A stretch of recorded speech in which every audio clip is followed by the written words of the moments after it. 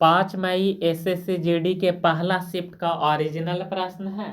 Video अच्छा लगे तो इस चैनल को सब्सक्राइब कर देना। पहला प्रश्न है, निम्नलिखित में से शुद्ध वर्तनी वाला शब्द कौन सा है? तो इसका सही आंसर हो जाएगा ऑप्शन बी। अगला प्रश्न है, यदि जनवरी 2019 का अंतिम दिन गुरुवार था तो सितंबर 2019 में अंतिम बुधवार की तारीख क्या था? तो उस दिन तारीख था 25 दिसंबर 2019।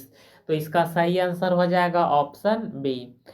अगला प्रश्न है, गैर नृत्य उत्सव में कौन सा वाद्य यंत्र मुख्य रूप से बजाया जाता है? तो ढोल और बांकिया बजाया जाता है।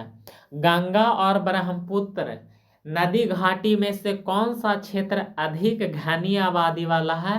तो गंगा के बेसिन घनी आबादी वाला है। तो इसका सही आंसर होगा ऑप्शन ए। दो संख्या का HCF 36 है और तीसरा नंबर 18 है। तो इन तीनों संख्या का HCF क्या होगा? तो ये तीनों संख्या का HCF या मासा 18 होगा। तो इसका सही आंसर होगा ऑप्शन सी।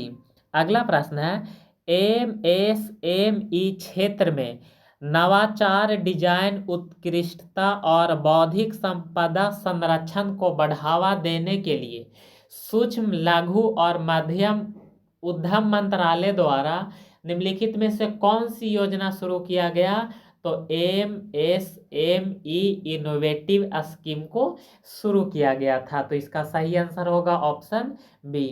भारतीय संविधान के किस अनुच्छेद के तहत राज्य के राज्यपाल की नियुक्ति भारत के राष्ट्रपति के द्वारा किया जाता है?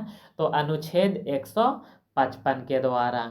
अगला प्रश्न है, 3 घंटियां क्रमशः 90 सेकेंड, 120 सेकेंड और 150 सेकेंड के अंतराल पर बजती है। यदि वे सभी एक साथ बजती है तो वे अगली बार कितने समय बाद एक साथ बजेगा? तो 30 मिनट के बाद एक साथ तीनों के तीनों घंटी बजेगा। तो इसका सही आंसर हो जाएगा ऑप्शन सी, 30 मिनट। अगला प्रश्न है, जैन आगम मूलतः किस भाषा में रचे गए थे जो उस समय की आम लोगों की भाषा था? तो प्राकृत भाषा में रचना किया गया था, जिसको अर्धमागधी भी कहा जाता है। अपराध स्थल पर पाया गया वह व्यक्ति जिस पर अपराध करने का संदेह हो कानूनी भाषा में क्या कहलाता है? तो उसको संदिग्ध कहते हैं। तो इसका सही आंसर होगा ऑप्शन सी, यानी गा सही होगा। अगला प्रश्न है, भारतीय संविधान का कौन सा अनुच्छेद राज्यपाल को अध्यादेश प्रख्यापित करने की शक्ति देता है? तो अनुच्छेद 213 के द्वारा। अगला प्रश्न है, चाबहार बंदरगाह रणनीतिक रूप से किस महत्वपूर्ण समुद्री मार्ग के बाद स्थित है जो हिंद महासागर तक सीधी पहुंच प्रदान करता है? तो हार्मुज जलडमरू मध्य के द्वारा। तो इसका सही आंसर होगा ऑप्शन बी। अगला प्रश्न है, एक ट्रेन 40 किलोमीटर प्रति घंटा की गति से चल रही है। यदि ट्रेन की लंबाई 200 मीटर है तो प्लेटफॉर्म पर खड़े एक व्यक्ति को पार करने में उसको कितना समय लगेगा? तो इसको हल करने पर समय निकल कर आएगा 18 सेकेंड।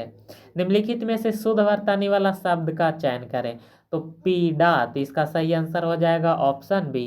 अगला प्रश्न है, डुरांड कप 2023 का आयोजन किस शहर में किया गया था? तो इसका आयोजन कोलकाता, गुवाहाटी और कोरकाझार में किया गया था। तो इसका सही आंसर हो जाएगा ऑप्शन ए। अगला प्रश्न है, किस शहर को भारत का मैनचेस्टर कहते हैं? तो अहमदाबाद को भारत का मैनचेस्टर कहते हैं। पुलिस द्वारा रात में घूमने या पहरा देने को क्या कहते हैं? तो उसको गश्त लगाना या पेट्रोलिंग कहते हैं।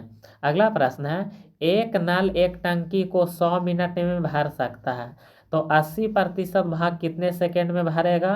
तो 4800 सेकेंड में 80% भाग को भर देगा। तो इसका सही आंसर हो जाएगा ऑप्शन सी। अगला प्रश्न है, 12 भुजा वाला एक वर्ग के विकर्ण की लंबाई क्या होगा?